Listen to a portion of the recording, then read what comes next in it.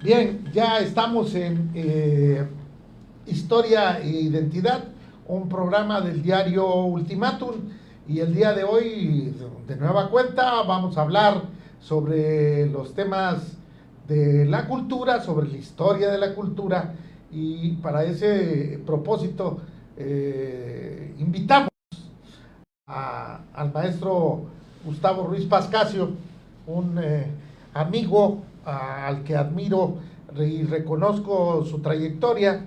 Y pues muy buenas tardes, bienvenido a los estudios, Muchas querido gracias. Gustavo. Gracias, mi buen amigo.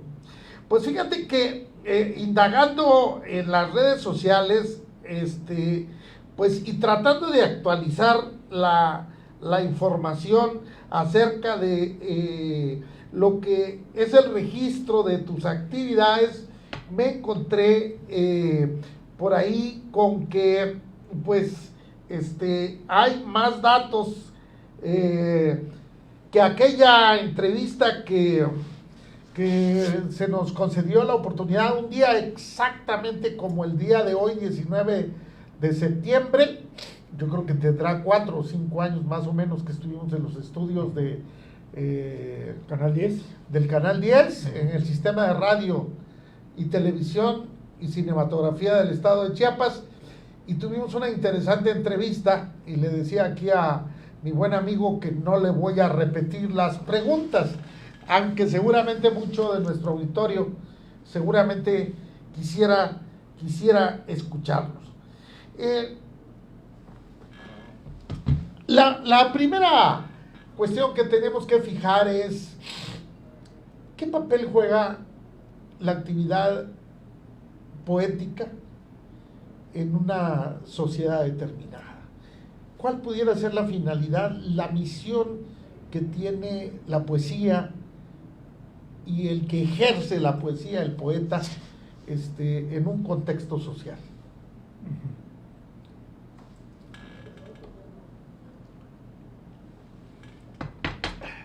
Pues la figura en sí del poeta ha sufrido, digamos, una serie de transformaciones a lo largo de las civilizaciones humanas. Desde la perspectiva inicial, que fue un tanto a la vez mago, sacerdote, profeta, visionario de la otra realidad o de el escenario de correlación con lo extrapolado a la realidad terrena, aquello que Platón llamaba la cadena de imantados, y en donde de alguna manera el poeta establecía un anillo dentro de esos imanes de imantación, valga la expresión. A partir de ello ha sufrido desde luego una serie de transformaciones dentro de las distintas sociedades, y con el paso de los siglos, pues, y con la aparición de las llamadas sociedades burguesas, el poeta fue expulsado de ese carácter un tanto mítico, religioso, del amparo de la élite dominante, y se convirtió en un sujeto transgresor en todos los sentidos, revolucionario en su perspectiva misma frente al lenguaje, pero también ocurrió con ello el gran riesgo que Octavio Paz en algún momento dado lo señaló al decir: en toda revolución, los primeros en abrazar las causas de la masa o del pueblo son los poetas, los artistas en general, pero sobre todo los poetas. Pero una vez que se da el triunfo de la revolución, los primeros en ser expulsados de esa sociedad son los poetas también. Entonces, digamos, en nuestras sociedades modernas, el poeta vive entre ambas aguas, diríamos, ¿no? Es decir, por un lado, en esa función social de reivindicar valores, de establecer una visión traslativa del lenguaje, de toda esta múltiple perspectiva que tiene la realidad histórica, lo tangible de las emociones, de los valores internos de cada individuo y de sus correlaciones de pertenencia con los elementos que lo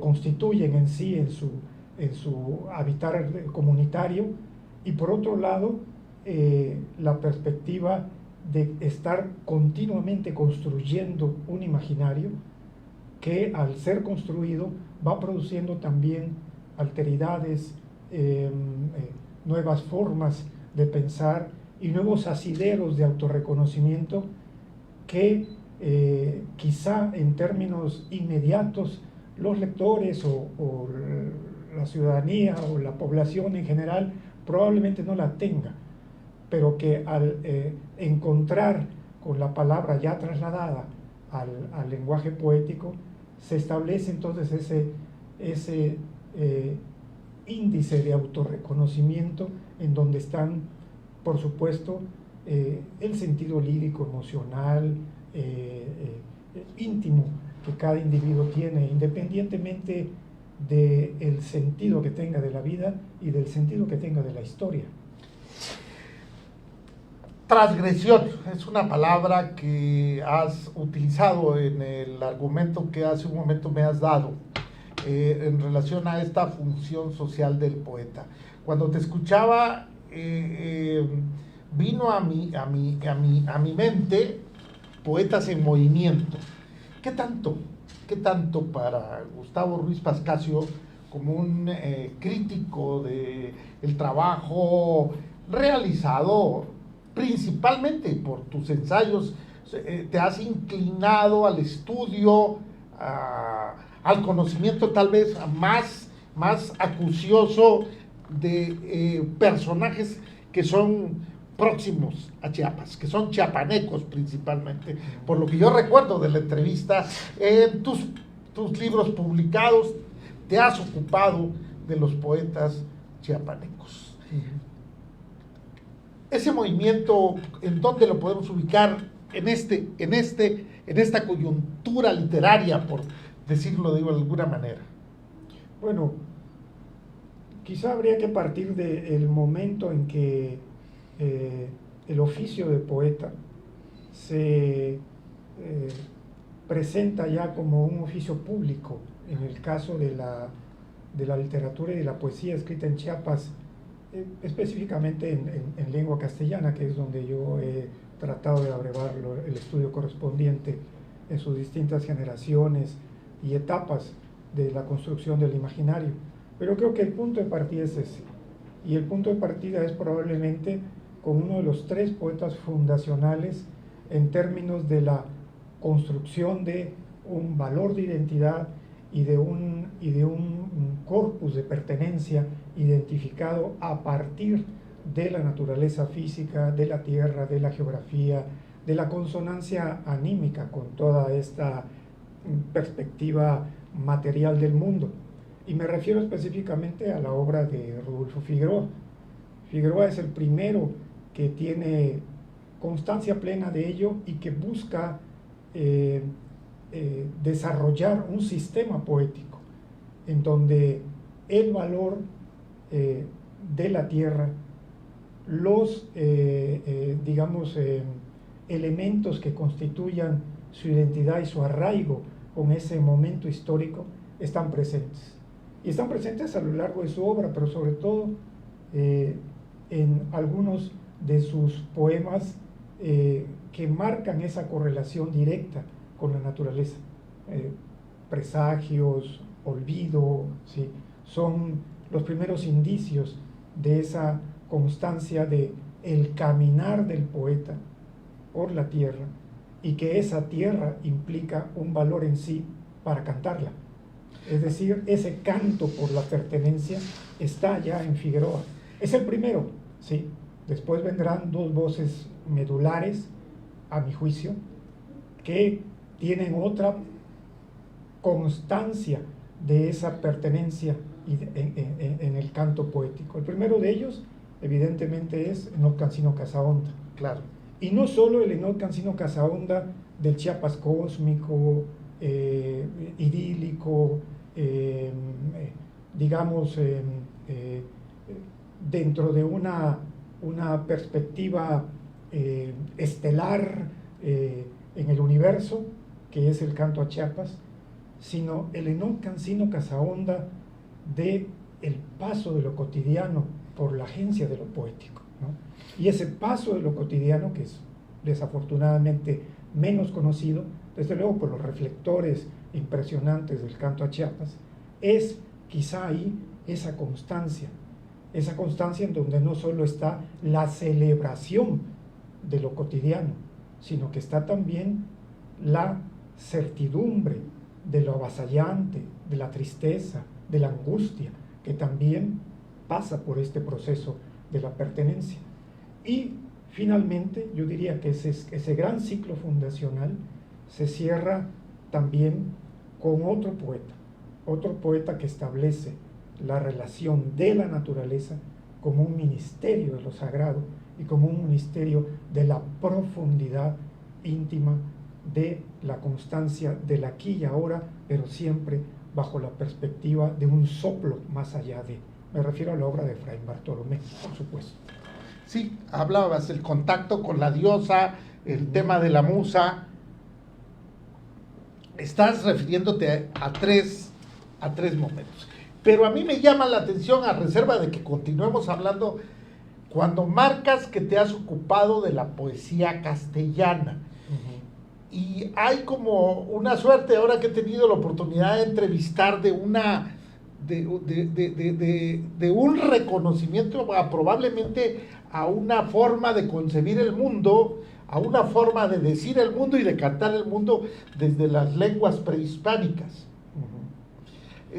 ¿Cómo observa un crítico, un investigador de las cuestiones literarias, este fenómeno en Chiapas en este momento histórico? Es probablemente un momento muy singular, en el sentido de que los y las poetas de las lenguas originarias, desde una cierta generación para acá, empiezan a establecer no solo la voz desde el adentro de la perspectiva que a partir de su lengua y de su relación particular y comunitaria frente al mundo, que tiene una serie de heredades, ¿sí? Mesoamericanas, prehispánicas, pero ahora lo establecen desde el aquí y ahora, que la posmodernidad les permite enunciar. Lo curioso en este sentido es hasta qué punto, y ahí creo que es un terreno inexplorado hasta este momento por la crítica literaria, hasta qué punto estas voces, que son múltiples, ¿sí? Que la mayoría de ellas son conocidas desde su raíz mayense, pero también tenemos, por supuesto, voces dentro de la raíz mijezoque, y en ese sentido, hasta qué punto empiezan a preguntarse si todo ese bagaje, ¿sí? comunitario que se personaliza bajo la perspectiva de la lengua, ¿sí? con su semántica intrincada y muy singular, hasta qué punto ahí encontramos una traslación poética más allá de esta riqueza inicial y fundamental que implica la expresión de estos poetas, ¿sí? Es decir, me refiero a que independientemente de si se escribe en una lengua originaria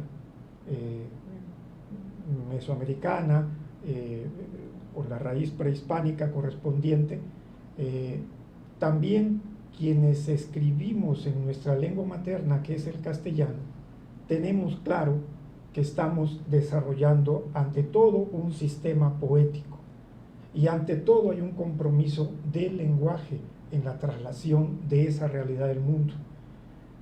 La riqueza que hay en la perspectiva de las lenguas originarias hay que verla no en la inmediatez del aquí y ahora, hay que ver como producción dentro de 25 o 30 años que de todo lo que se está produciendo hoy, que es rico, que es múltiple, que tiene una serie de valores de múltiple directriz, que de ello ¿sí? logra el paso del tiempo en términos de su valor como traslación poética. Que eso finalmente es, y con eso cierro mi comentario, es lo que a mí me ha preocupado, ¿sí? Y me ha ocupado a lo largo de mi quehacer crítico, ensayístico y también académico. En aquella ocasión que conversábamos, una de las cuestiones que señalaste y que yo retomo es que la orientación que se daban en las instituciones de educación superior iban fundamentalmente orientadas a formar, profesores o gente que se ocupara de la realización de la actividad poética, pero que poca investigación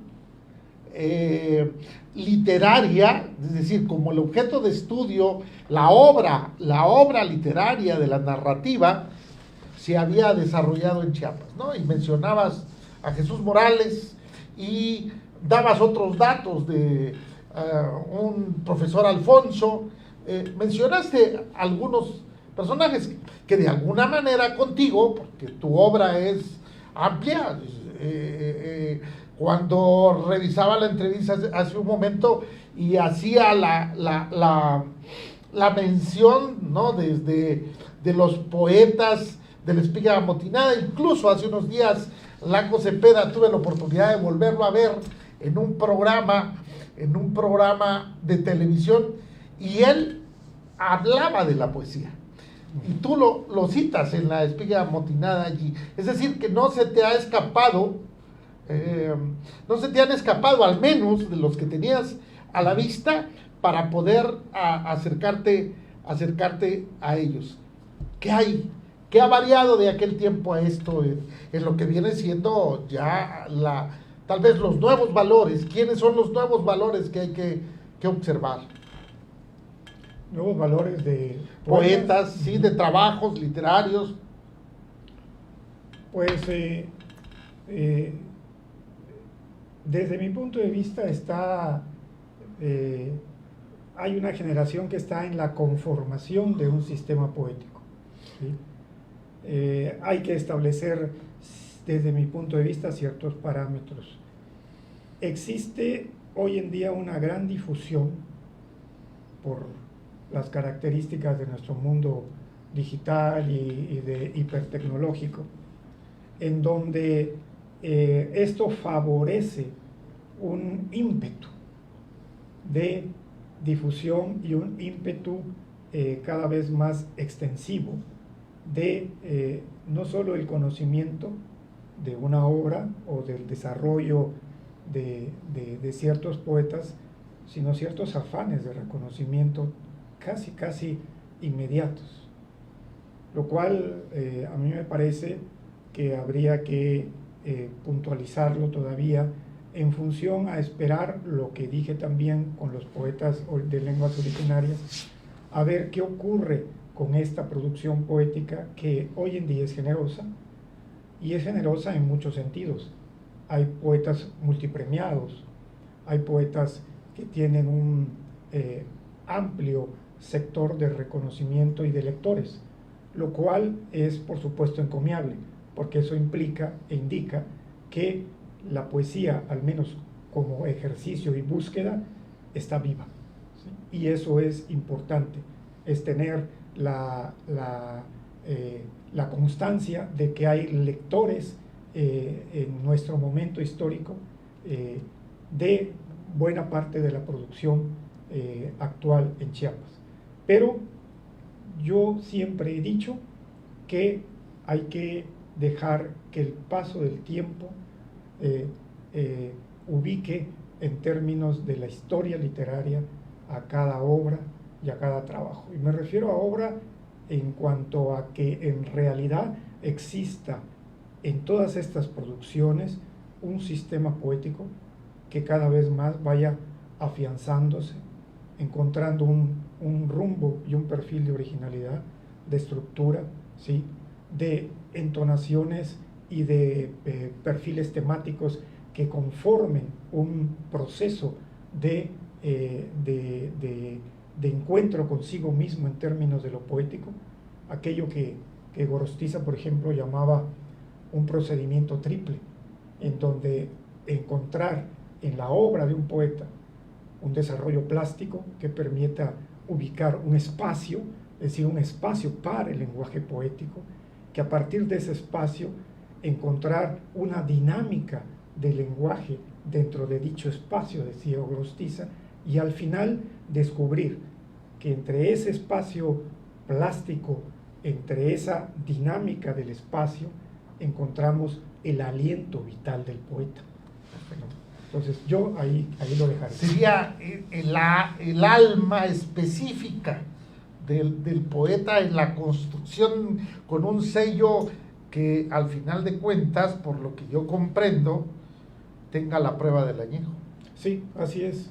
Es decir, a ver, que se meta al barril, que se conserve en el barril, y si sigue conservando su misma receptividad, es decir, los premios, la acogida que tal vez hoy, pues por lo que hace un momento se señalaba, ¿no?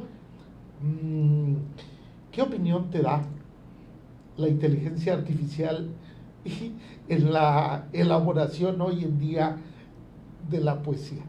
Me vino la pregunta inevitable porque me acabo de ser invitado para un evento donde voy a hablar sobre temas de inteligencia artificial y derechos humanos, y entonces dije ad hoc, porque tiene un poco que ver con esta explosión de donde, ¿qué tanto el poeta de antes tenía mayor dificultad para poder construir, para poder realizar su misión, y hoy con las herramientas pareciera ser que el oficio puede desarrollarlo pues cualquier persona que se medio inspire? Pues esa es la realidad a la que nos ha llevado la posmodernidad. Sí es una perspectiva que facilita, digamos, ciertas herramientas de lenguaje, pero que no sustituye.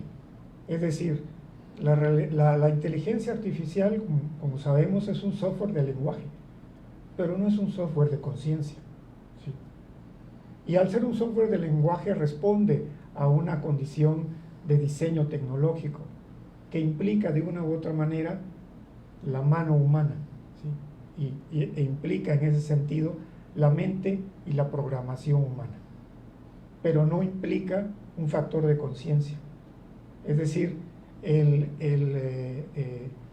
discurso, el escrito, el párrafo de la inteligencia artificial finalmente va a responder a una base de datos, y esa base de datos tiene una capacidad finita, y finita también en torno a que no está marcada ni por el pulso de la respiración, ni por el ritmo de lo sensible, ni por el aliento vital, ni tampoco por la consonancia de el paso del estado anímico que implica de alguna otra manera la voz lírica. A eso es un poco lo que yo me refiero. Eso no está. Puede estar lo demás, es decir, operar bajo una estructura sintáctica notable, establecer un sentido de redacción impecable, pero lo demás estará ausente. No estará la heredad, lo que tú le llamas la heredad, la identidad, por ejemplo, el ser histórico del propio del propio poeta que va impregnando su canto, me imagino, que ahí es donde está, por ejemplo, hablar de Joaquín Vázquez y sentir la pampa y ver la garza, eso yo creo que no lo hace la inteligencia artificial. No, pero además, detrás de esa pampa y de esa garza de Vázquez Aguilar, está un sistema poético, un goce estético, ¿sí? Okay. Una manera de comprender el mundo y trasladarlo a la poesía, ¿sí? Detrás de Vázquez Aguilar están sus maestros en términos de poesía.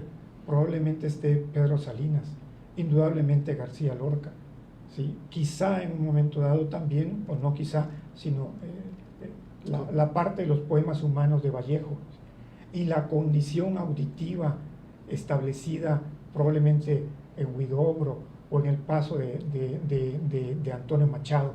Es decir, todo eso está ahí, está en Quincho, pero a veces lo que queda en el panorama anímico del lector es el estero, la geografía, la constancia del calor, la abrumación del vapor, y del vapor geográfico y del vapor humano. La comunicación, ¿sí?, con el padre. Sí, claro, la comunicación con el padre y la instancia de esa figura del padre. Pero la instancia de esa figura del padre también tiene connotaciones míticas, ¿sí? Sí. Que establecen una lectura de Vázquez Aguilar mucho más allá de las coordenadas en que también desafortunadamente, como ocurre con Cancino Casahonda, con Canto a Chiapas, no ha permitido o ha dado una suerte de infortunio para saltar como lectores más allá y encontrar los asideros hipotextuales, ¿sí? Es decir, el contexto casi palincéstico que está detrás de la obra de Quincho y que no tiene nada que ver con la llevada y traída perspectiva de la bohemia, en donde generalmente se ha quedado. Se estaciona. Y se estaciona. Les falta un visor para entrar a mayores profundidades, pudiéramos decirlo coloquialmente. Así es, por supuesto, ¿sí? Y eso ocurre en el caso específico de la obra de Vázquez Aguilar, ¿sí?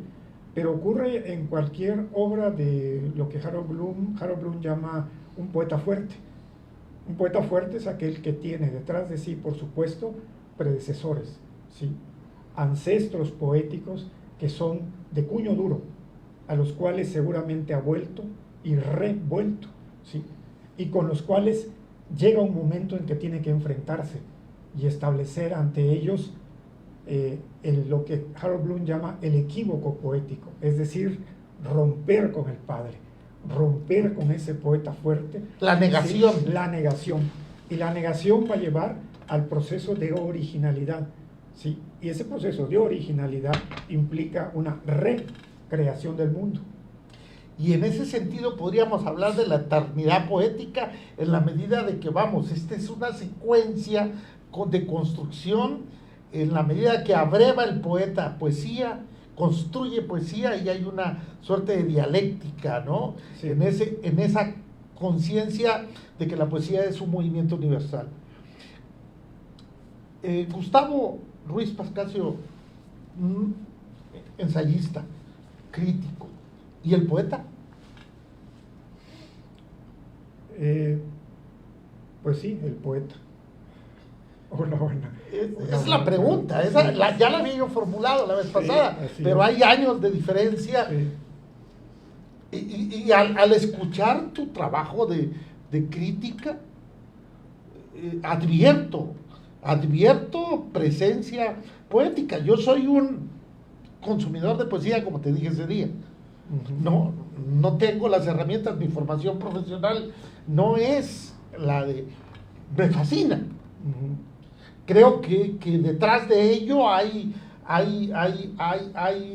aparte de descripción de figura, hay reflexión, y hay por supuesto también una convocatoria a la serenidad de la conciencia.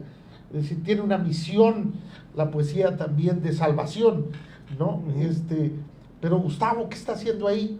En esa parte tienes obra publicada, más obra publicada en el trabajo poético, ya no como observador de los otros, sino tú. Sí, bueno, a veces se complica hablar desde el ámbito estricto de mi construcción, de mi trabajo en términos de producción, un poco como decía Lorca. A mí me piden que hable de mi poesía, yo puedo hablar de la poesía, pero hablar de mi poesía implica otra serie de coordenadas. Eh, Quizá un poco en mi perspectiva como poeta, yo intuyo que tengo tal vez un tema central que ha por momentos casi agobiado mi trabajo y mis libros, que es el viaje, pero sobre todo el viaje interior, un viaje interior continuo, un viaje hacia adentro. En muchas ocasiones es un viaje oscuro y en donde busco tal vez abrevar a la luz, a la luz del lenguaje. Pero ese viaje que es interior y que pasa por los momentos más aciagos de mi vida, o ha pasado por los momentos más aciagos de mi vida, también ha pasado por la constancia celebratoria de mi paso tal vez por el mundo en ese sentido. ¿Y qué ha ocurrido en ese contexto? Perdón. Ha ocurrido desde el viaje por mis sensaciones cotidianas, desde el viaje por mi cueva adentro, por el sentido de lo que para mí es la construcción desde un basamento central que puedo llamar casa, hasta el viaje por sentidos míticos, por también una extrapolación en otros lares del mundo, en donde en realidad no es el paso por esos lares del mundo a los que he tenido la oportunidad de estar en distintas oportunidades, sino lo que ese paso por las otras instancias geográficas implican también en términos geopoéticos para mí, ¿sí? Entonces continuamente creo que soy un viajero de lenguaje, un viajero de consonancias, un viajero de intimidades, también en ese sentido. Y trato de regresar a quienes me han enseñado el inicio, el trayecto y la persistencia por ese camino, por esa condición del viaje de lo poético, de esa especie de viaje inmóvil del que hablaba Lao Tse y del que también se refería Gorostiza en su momento. Esa especie de viaje inmóvil que siempre me dice algo nuevo y que está, por supuesto, en la epopeya de Gilgamesh, en el infierno dantesco, en las elegías de Hölderlin, en las bodas del matrimonio y el infierno de William Blake, en gran parte de la poesía de paz, en los momentos claves de la correlación entre el yo y el otro, en el caso de Borges, a quienes de una u otra manera considero mis maestros en términos poéticos, y de las voces también del territorio interior del que habla Yves Bonfoy, y que sería, junto con todos estos poetas, y en el último de los tramos, el descubrimiento que también me permitió la poesía de Charles Simic, en términos también de esta condición de poder cantar lo efímero, aquello que puede ser un escenario de lo banal, pero que en términos de mi constancia por ese viaje poético implica quizá en ese mínimo acento de ese objeto, de esa anécdota, de ese paso por una estancia a otra de mi recorrido como sujeto, tal vez implique también algo que tú llamabas hace algunos minutos, la eternidad poética. El viaje, has utilizado el concepto de un viajero permanente. El viaje a tu árbol genealógico aparece expresado en alguna parte de tu trabajo. Sí, hay un trabajo poético, un libro que es inédito todavía y que hace referencia a las dos figuras ancilares, que son el padre y la madre. No, que por supuesto tienen un sentido de mi padre y mi madre, pero que están referidos en función a esa perspectiva del viajar por las estancias anímicas del uno y de la otra, y que son estancias anímicas planteadas en el caso del padre como la figura que retorna a constatar su cotidianidad y su sentido de heredad en el mundo. Esa sería la primera parte de este trabajo. Y la segunda parte, que es la figura de la madre, que es una figura de los últimos días de mi madre, una figura agónica, el sentido de la despedida y el tránsito, y después de esos primeros poemas de sentido de despedida y tránsito, una suerte de ironía de la orfandad, en lo que es retornar a la imagen de la madre, retornar para intentar también reconocerse y restablecerse como, en mi caso, mi restablecimiento poético frente a la heredad. Cuando platicamos la ocasión pasada, y hoy que está muy en boga el tema de la identidad, visto desde la perspectiva de los antropólogos, como la expresión en Chiapas de diversas culturas,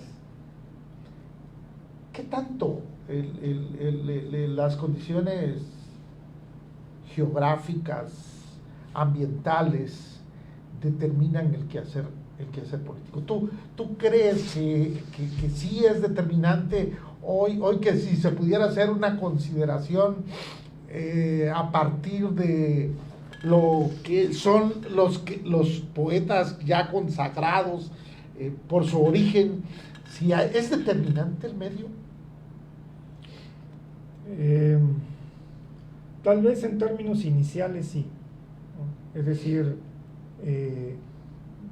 cuando se está en esa etapa de búsqueda, de encuentro con la voz propia, ese medio es importante porque es el medio donde opera el sujeto, ¿sí? Donde el sujeto social tiene su asidero y tiene sus rutas básicas, sus coordenadas, en donde puede establecer la identificación con valores, con ejes, con costumbres, con una serie de elementos que le dan constancia de su paso en ese momento por su realidad del mundo. Pero pienso que eso solamente es un punto de partida. Lo importante está en la traslación, y vuelvo y recalco ello, la traslación de esa realidad a una realidad otra. Esa realidad otra que va a sobrepasar al poeta desde su intimidad y su constancia comunitaria, o desde la singularidad que para él pueda tener ese sentido de la tierra, de la naturaleza, de la pertenencia, de su gente, de los otros que están ahí, ¿sí? De esa heredad otra, de esa otredad y de esa persistencia firme frente a esa otredad. Eso está ahí y va a continuar como un escenario, esté o no esté el poeta. Lo que va a diferenciar es la manera en que el poeta trasladará todo ello, ¿sí? Y lo convertirá, o lo tendrá que convertir, o lo convierte en imaginario. Esa traslación de convertirlo en imaginario es lo que le va a permitir la trascendencia más allá de su pueblo, o a pesar de su pueblo, ¿sí? Porque su pueblo, y a pesar de eso, en ese momento ya su pueblo es la poesía. Yo recién, por razones de trabajo de crónica en el municipio de Villaflores, me acerqué al libro de Flores Silvestres de don José Emilio Grajales, de quien habíamos hablado. Podríamos decir que con el himno a Chiapas, que por cierto hoy entro a la red y me encuentro una guía de turismo, un segmento donde vienen las estrofas del canto a Chiapas. Ahí viene la descripción de cómo fue la convocatoria en la época de Palafox, cómo fue cantado por la primera ocasión y cómo el himno ha trascendido. A eso podemos hablar de esta validez, porque es una validez de un carácter universal. Vamos, quien escuche el himno en otra parte va a encontrar en él, por ejemplo, esta suerte de aspiración de paz, esta traslación en el tiempo de la validez, de la serenidad a la que aspiramos todos, y de que ya hablaba este poeta premonitorio, porque incluso encontré una poesía a Villaflores en donde él anuncia que en esa tierra morirá, ¿no? Metiéndome un poco a su vida, que he indagado, incluso que fue oficial del registro civil de 1906 a 1909, presidente municipal interino de Villaflores. Y la verdad es que hay una suerte de encuentro con él al estar yo presente allá en Villaflores. ¿Es esto lo que el poeta a veces no tiene conciencia que va a lograr? Claro, ahí ya no hay no solo esa conciencia, sino ya no existe el control de la trascendencia, ¿sí? O la perspectiva o la prospectiva que la obra poética pueda tener. No lo sabemos. Borges decía que para él la inmortalidad implicaba que algún lector, en alguna biblioteca, quizá en una biblioteca de viejo, decía Borges, dentro de 200 o 300 años, abra algunos de mis libros, ¿sí? Lea algunos de mis poemas y se encuentre con ese poema. Y eso creo que implica su poema de los dones, y esto implica también aquel verso con el que cierra diciendo: todo eso tuvo que pasar para que nuestras manos se encontraran. Y todo eso ha tenido que pasar. En el caso tuyo, en la bella anécdota que has referido, en el encuentro con la poesía de don José Emilio Grajales, implica, y precisamente eso, tú como lector, de pronto abriste ese libro, encontraste en el leitmotiv de la paz de Grajales un sentido para tu serenidad necesaria en estos tiempos, ¿sí? Pero fue un caso singular de tu experiencia como lector, de tu perspectiva anímica en ese momento, por supuesto, de tu valor por la poesía en términos de lectura y, como tú dices, de un consumidor de poesía. Pero más allá de eso, fue un momento propicio en donde la voz poética que encontramos en los poemas de José Emilio Grajales, alusivos a la paz y al sentido de la serenidad y de la conciencia histórica, encontraron un rumbo y un asidero. Pero nada garantiza que ese rumbo y asidero sea permanente y pueda ocurrir en cualquier lector de la obra de don José Emilio Grajales, ¿sí? Que yo aspiro, con la producción de la crónica, donde escribo, poder darle un poco de aire y hacerla llegar a otros a otros paisanos de Villaflores. Tus libros, ¿dónde los encuentra nuestro auditorio? ¿Qué libros están en aras de presentarse, de aquellos que hablamos en aquel programa? Danos datos en dónde se localiza tu obra. Bueno, como ha sido editada por distintas casas editoriales, algunos de ellos ya están agotados, pero tengo entendido que de los libros de poesía, el más reciente, el Cuaderno de Innsbruck, hay ejemplares disponibles todavía en la librería Educal, que distribuye los libros del Coneculta. Y en el caso de los otros libros, de los ensayos, por ejemplo, los que ha publicado la UNICACH, Los fantasmas de la carne, Los andenes de la voz y La plástica en Chiapas, El tránsito del color y la explosión de la forma, algunos ejemplares todavía están en la librería UNICACH, otros, la mayoría está agotada. Esto en términos de librería. Lo demás, yo cuento con algunos ejemplares de algunos títulos, ¿sí?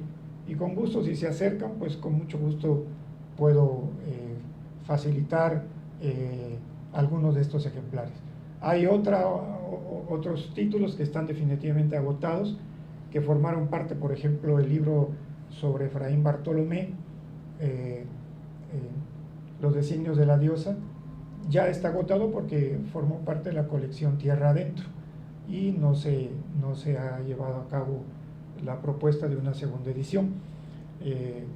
Y así ocurre con el resto de los títulos. Y hay un título que sí está colgado en el repositorio institucional del CESMECA, que es el estudio crítico sobre No Cansino Casahonda, Instantes y Presagios, en una versión propia para editorial. No es la tesis en sí la que está colgada, sino ya una versión a manera de ensayo literario. Y estoy en vías de estoy preparando una versión también para efectos editoriales de la investigación que realicé sobre la poesía de Juan Bañuelos para el doctorado también del CESMECA UNICACH, y estoy preparando una versión para efectos de su publicación editorial que espero ojalá pueda llevarse a buen puerto. Yo creo que sí, lo mereces. Yo quiero decirles a nuestro auditorio que nos sigue en este programa de Historia e Identidad, que siempre para mí es una extraordinaria oportunidad de escuchar a uno de los intelectuales desde mi muy particular punto de vista, pero creo que comparte mucha gente, que hace un trabajo relevante.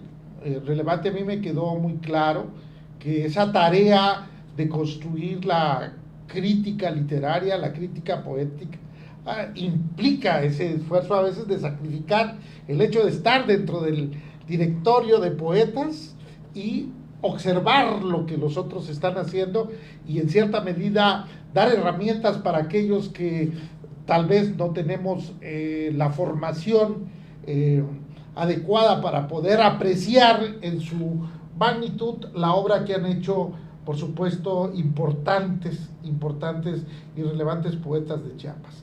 Pues Gustavo, es para mí, y a nombre del diario y a nombre propio, mi agradecimiento por esta extraordinaria oportunidad que tuve de conversar contigo para nuestro auditorio. Creo que ha sido una vez más una magnífica enseñanza que hemos recibido de lo que es la poesía. Gracias a ti, Marco, muy estimado amigo, y al diario Ultimátum por permitirme compartir lo que soy, lo que busco y lo que tal vez he encontrado en este camino de la literatura. Muchas gracias y más luz. Más luz, mucha luz.